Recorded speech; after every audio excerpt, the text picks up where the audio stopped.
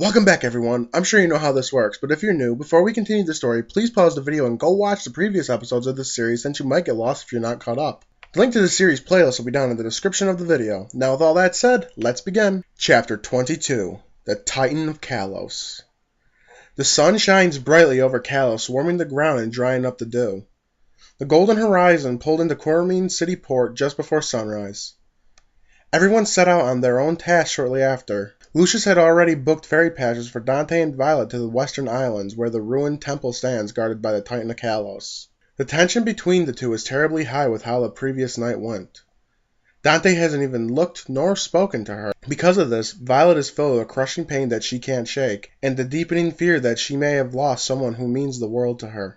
She looks over at him sitting by himself at the stern of the ferry and can't bear the silence between them any longer. Dante sees her coming and looks away at the passing waves. "What did you and Lucius talk about last night?" she asks meekly. "Why do you want to know? To report back to Rowan?" Dante spits back. The harsh tone of his voice makes her flinch back. He lets out a sigh. "I didn't go see him. I went to bed."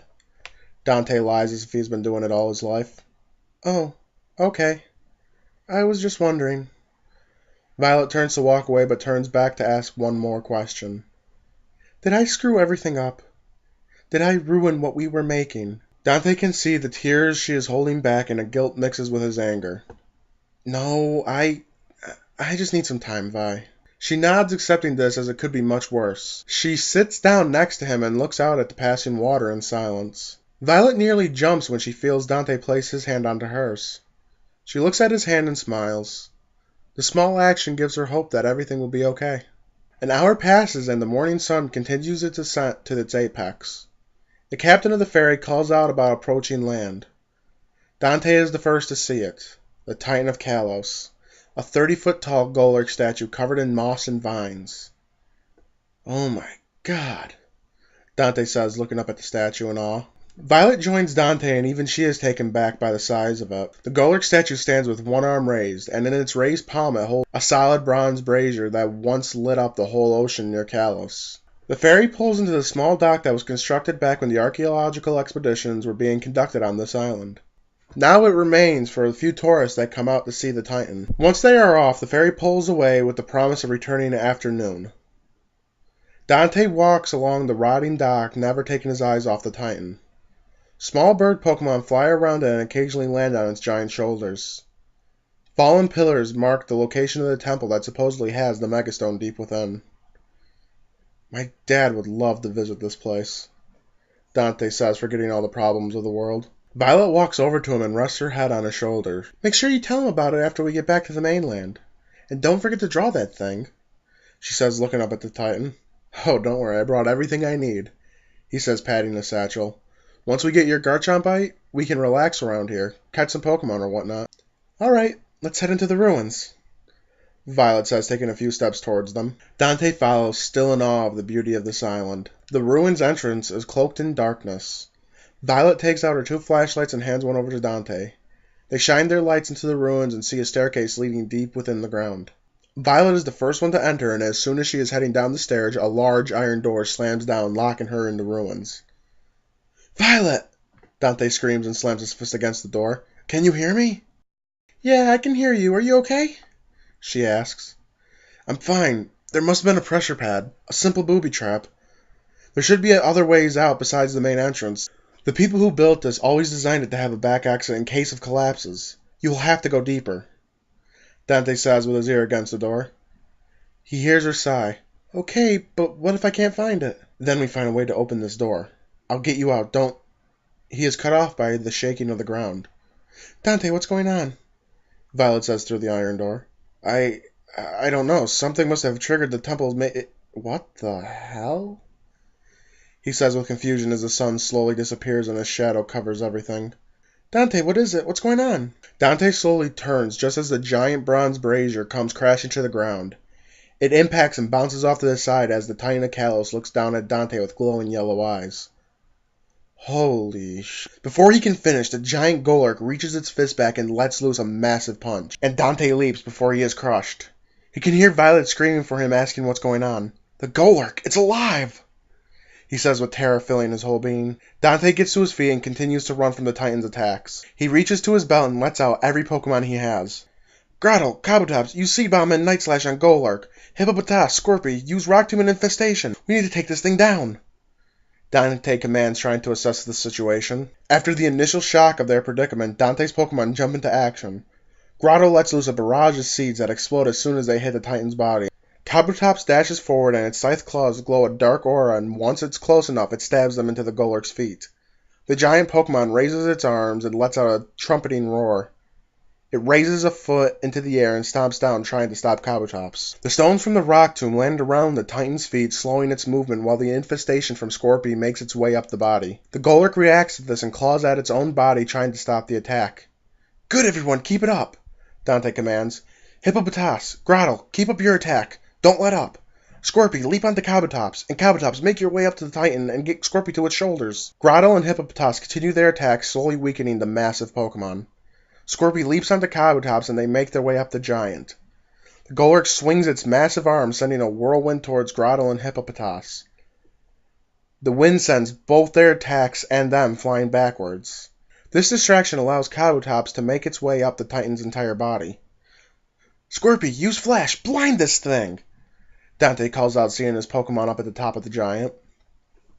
Scorpy's little claws begin to glow brighter and brighter until they are blinding light on the Golurk's shoulder. The Titan of Kalos lets out a deafening, trumpeting cry as it flinches back and begins blindly flailing.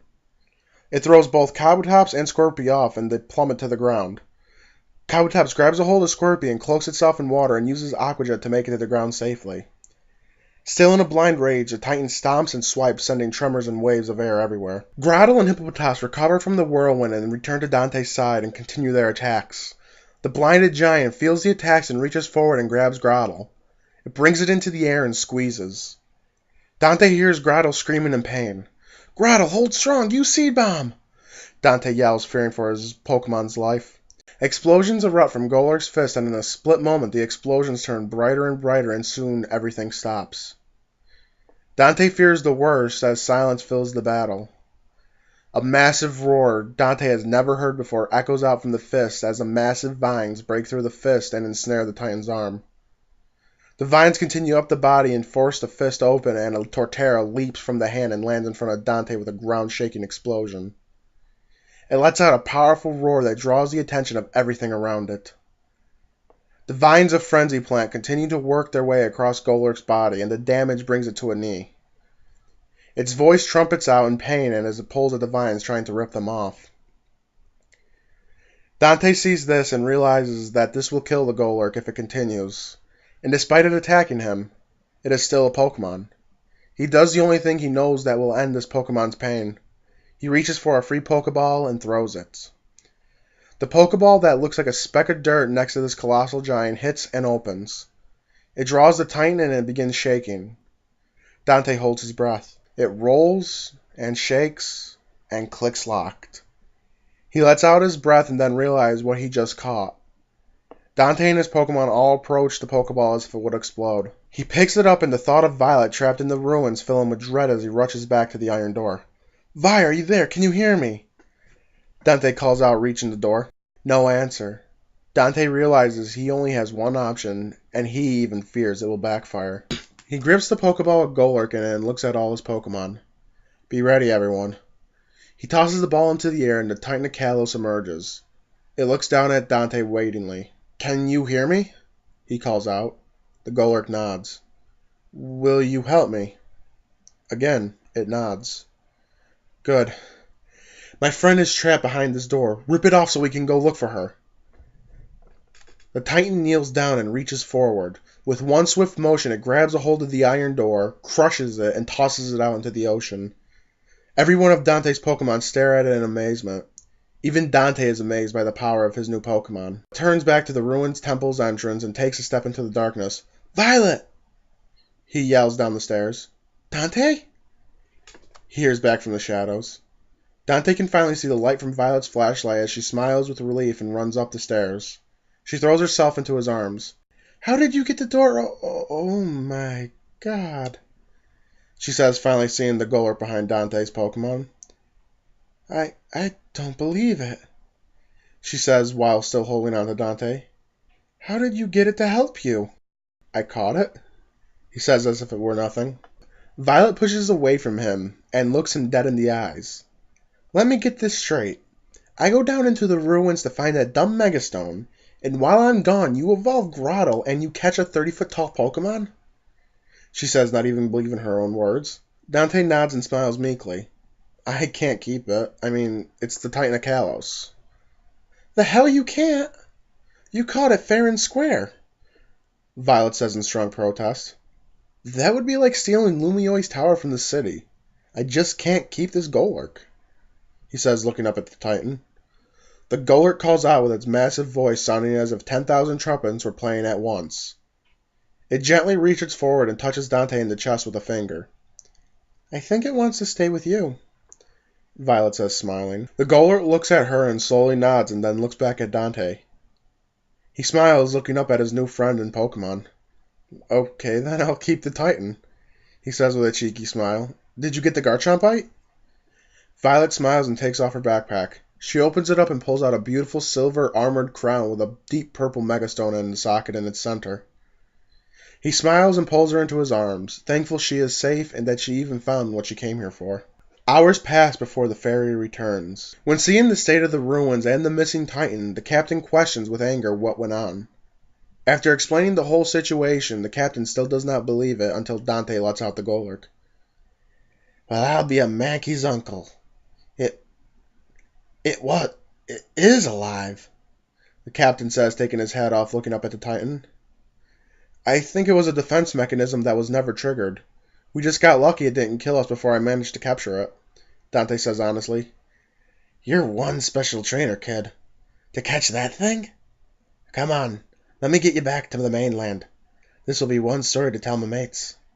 Dante and Violet board the ferry and it pulls out back into the ocean. They sit down together at the bow and watch as they cut through the ocean. So do you think Lucius managed to buy that flute? Violet asks, snuggling into Dante. Probably. With all the money he has, I am sure he could make anyone break under $1 million check. You really think he would spend that much for it? She asks, a bit of fear in her voice. Dante remains silent for a moment, thinking back to last night. He would do anything to take hold of his dreams. And that is the end of Chapter 22. Please leave feedback and your thoughts in the comments below. It helps me grow and change the story so it doesn't turn into something you don't want to listen to. Things may have been patched up between Dante and Violet, but now he even is playing his own game of lies. I want to take a moment to explain that Golurk.